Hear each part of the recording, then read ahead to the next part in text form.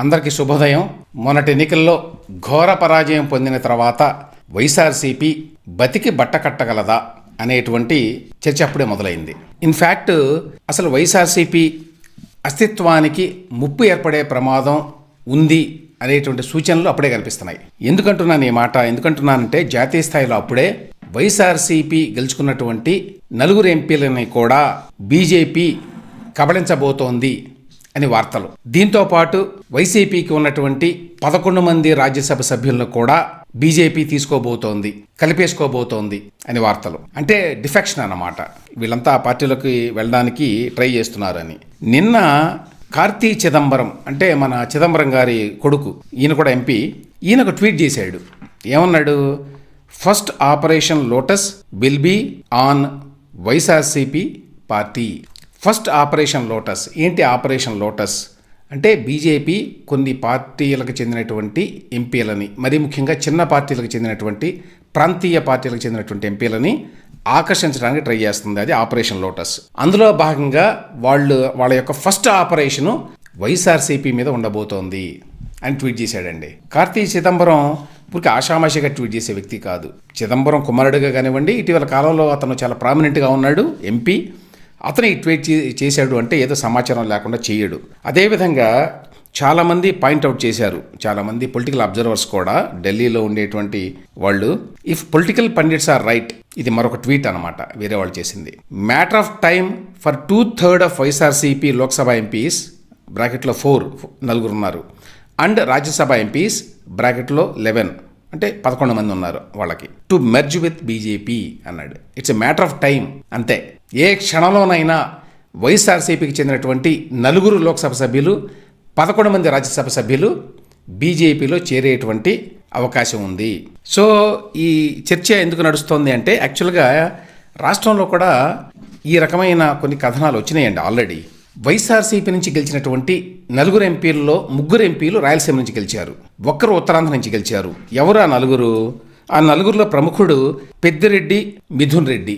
ఈయన పెద్దిరెడ్డి రామచంద్రారెడ్డి గారి కొడుకు. ఆ తర్వాత అందరికీ తెలుసు వైఎస్ అవినాష్ రెడ్డి కడప నుంచి, గురుమూర్తి మద్దిళ్ళ తిరుపతి నుంచి. ఉత్తరాంధ్ర నుంచి అరకు ఎస్టీ కాన్స్టిట్యున్సీ నుంచి గుమ్మా తనుజారాణి అని ఆవిడ గెలిచారు. వీళ్లలో పెద్దిరెడ్డి రామచంద్రారెడ్డి గారు చాలా పెద్ద ఎత్తున వ్యాపారాలు చేసి అక్రమంగా సంపాదించారు అనే ఆరోపణలు ఉన్నాయి. ఆయన కుటుంబ సభ్యులు, ఆయన కొడుకు కూడా మరి ఎంపీ కదా.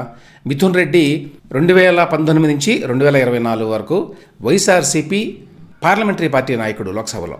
సో ఆ ఫ్యామిలీ చాలా బలమైన ఫ్యామిలీ, వాళ్ళు చాలా భారీ ఎత్తున సంపాదించారు. ఈ కారణం చేత ఇప్పుడు మనం ప్రమాదంలో చిక్కుకుంటాము అనేటువంటి భయంలో ఉన్నారు. అందువల్ల పెద్దిరెడ్డి రామచంద్రారెడ్డి ఆల్రెడీ బీజేపీతో టచ్లోకి వెళ్ళారు అని వార్తలు వచ్చినాయి. అంతేకాదు పెద్దిరెడ్డి రామచంద్రారెడ్డి బీజేపీ వాళ్ళకి చెప్పాట, ఏంటి, వైఎస్ అవినాష్ రెడ్డిని కూడా తీసుకొస్తాను నేను అని. ఇప్పుడు అవినాష్ రెడ్డి పరిస్థితి కూడా దిక్కుతోచని విధంగా ఉంది.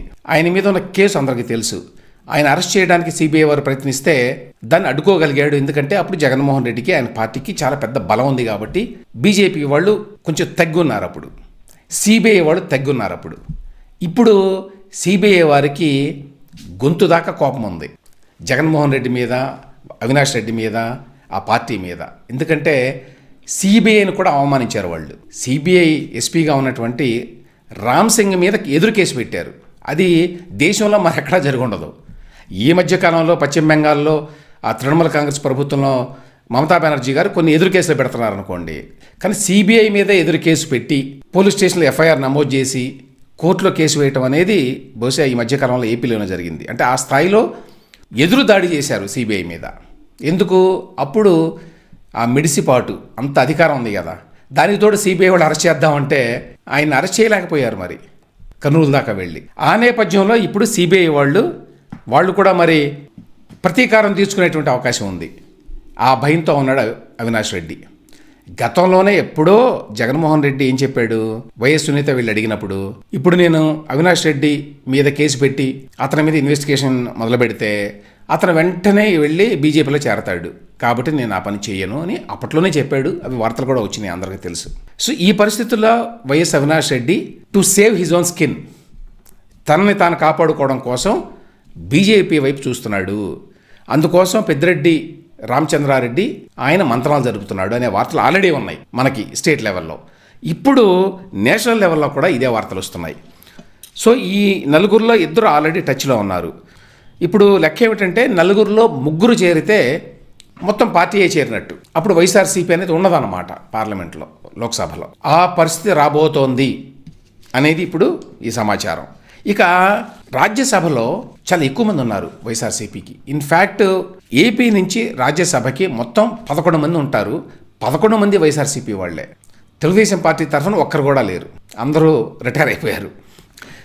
ఈ 11 మందిలో చాలా ప్రముఖులు ఉన్నారు. వైవి సుబ్బారెడ్డి అంటే జగన్మోహన్ రెడ్డి గారికి చాలా సన్నిహితులు అన్నమాట. అందరూ సన్నిహితులే అనుకోండి, కానీ ఇతరత్రా కూడా చాలా సన్నిహితులు. సుబ్బారెడ్డి గారు ఆయన బాబాయ్ కదా. అలాగే ఆళ్ల అయోధ్య రామరెడ్డి అంటే ఆళ్ల రామకృష్ణారెడ్డి బ్రదరు. మోపిదేవి వెంకటరమణ, పిల్లి సుభాష్ చంద్రబోసు వీళ్ళు ఆయన కేసులో ఉన్నారని చెప్పి వాళ్ళకి ఇచ్చాడు రాజ్యసభ. ఆ తర్వాత విజయసాయిరెడ్డి అందరికీ తెలుసు.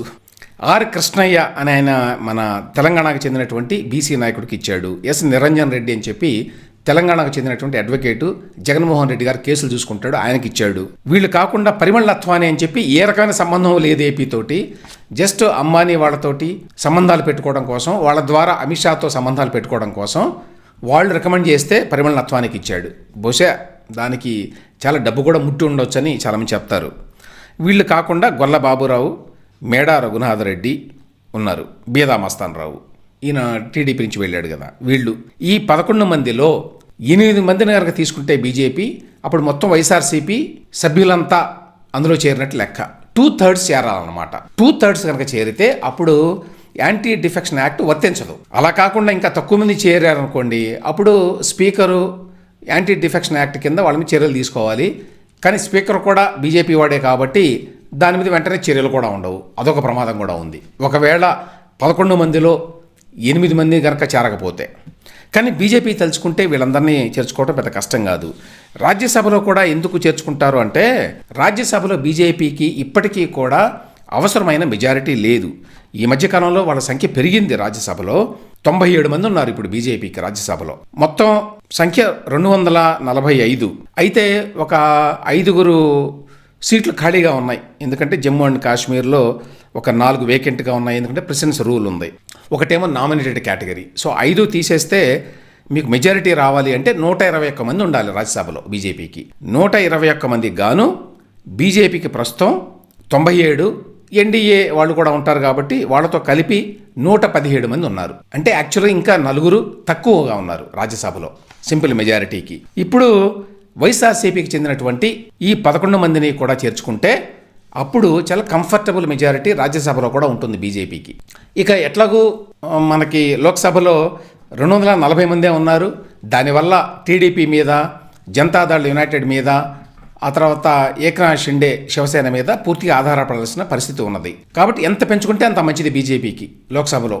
ఎందుకంటే వీళ్ళెవరూ కూడా ఎప్పుడు బ్లాక్మెయిల్ చేస్తారో తెలియదు కాబట్టి బీజేపీ ఇప్పటికే చాలామంది చిన్న చిన్న పార్టీలను, ఒకళ్ళు 2 ఎంపీలు ఉన్న పార్టీలని ఆల్రెడీ వాళ్ళని మాట్లాడి చేర్చుకుంటోంది అని వార్తలు.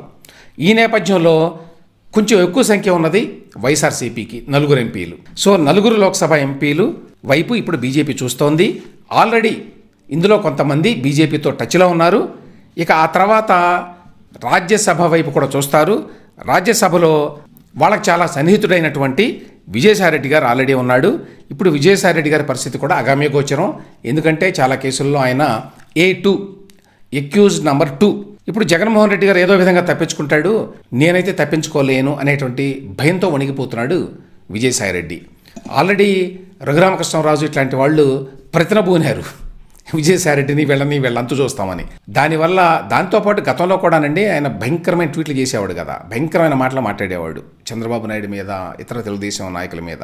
ఆ నేపథ్యంలో ఆయన మీద కూడా చూపు ఉన్నది. కాబట్టి ఇప్పుడు వైఎస్ఆర్సీపీలో కొనసాగితే చాలా కష్టం అవుతుంది ముందు భవిష్యత్తు అనే విషయం తెలుసు కాబట్టి ఆయనకు ఆల్రెడీ ఢిల్లీలో బీజేపీ నాయకులతో మంచి సంబంధాలు ఉన్నాయి కాబట్టి ఆయన ద్వారా రాజ్యసభ వైకాపా సభ్యుల్ని ఆకర్షించడానికి బీజేపీ ప్రయత్నించడానికి పూర్తి అవకాశాలు ఉన్నాయి. ఆ రకమైన ఆలోచన ఆల్రెడీ నడుస్తోంది ఢిల్లీలో అని చెప్పి ఢిల్లీ నుంచి కూడా చెప్తున్నారు. Not only from the state. నేను ఇంతకుముందు చెప్పినట్టు కార్తీ చిదంబరం గారు ఆపరేషన్ లోటస్ వైఎస్ఆర్సీపీతోనే ప్రారంభం కాబోతోంది అని విస్పష్టంగా ప్రకటించాడు కాబట్టి సో ఢిల్లీ దాకా వెళ్ళింది ఇది. సో విజయసాయిరెడ్డి గారు మరి కీలక పాత్ర వహిస్తారని చెప్పి భావిస్తున్నారు అందరూ. ఏంటి, రాజ్యసభ సభ్యుల్ని తీసుకెళ్లి బీజేపీలో చేర్చడానికి. కాబట్టి ఓడి ఇంకా వారం రోజులు కూడా కాకుండానే వైఎస్ఆర్సీపీ అస్తిత్వానికి ప్రమాదం ఏర్పడింది. నిన్నటిదాకా నాకు తిరుగులేదు అని చెప్పి విర్రవీగినటువంటి జగన్మోహన్ రెడ్డి ఇప్పుడు గిలగిలా కొట్టుకుంటున్నాడు ఏం చేయాలో తెలియక. ఒకసారి రాజ్యసభ సభ్యులు, లోక్సభ సభ్యులు గనక వెళ్ళిపోయారు అంటే ఇక రాష్ట్రంలో కూడా ఆ పార్టీ ఉనికికి ప్రమాదం ఏర్పడే అవకాశం ఉంది. ఎందుకంటే ఆయన కాకుండా ఇంకా 10 మంది ఉన్నారు. ఈ 10 మంది ఆయన వెంట ఉంటారా, లేదు వెళ్ళి కాంగ్రెస్లోనో బీజేపీలోనో చేరతారా? చాలామంది బీజేపీ ద్వారా వెళదామని ప్రయత్నిస్తున్నారని వార్తలండి. ఎందుకంటే టీడీపీ వాళ్ళు తీసుకునే అవకాశం లేదు చాలామందిని, జనసేన కూడా కష్టము. ఈ నేపథ్యంలో బీజేపీ అనేది పెద్ద పార్టీ, నేషనల్ పార్టీ కాబట్టి ఏదో విధంగా వెనకంచి దూరొచ్చు. దూరితే మనకి రక్షణ ఉంటుంది, రాష్ట్రంలో పొలిటికల్ ఫ్యూచర్ ఉంటుంది అనే భావంతో ఉన్నారు.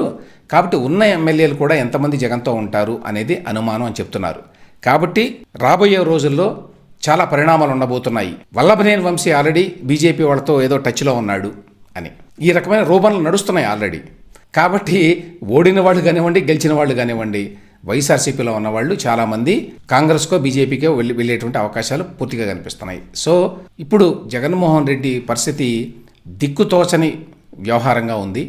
మరి ఏ విధంగా ఈ పరిస్థితిని ఎదుర్కొంటాడో ఆయన చూడాలి.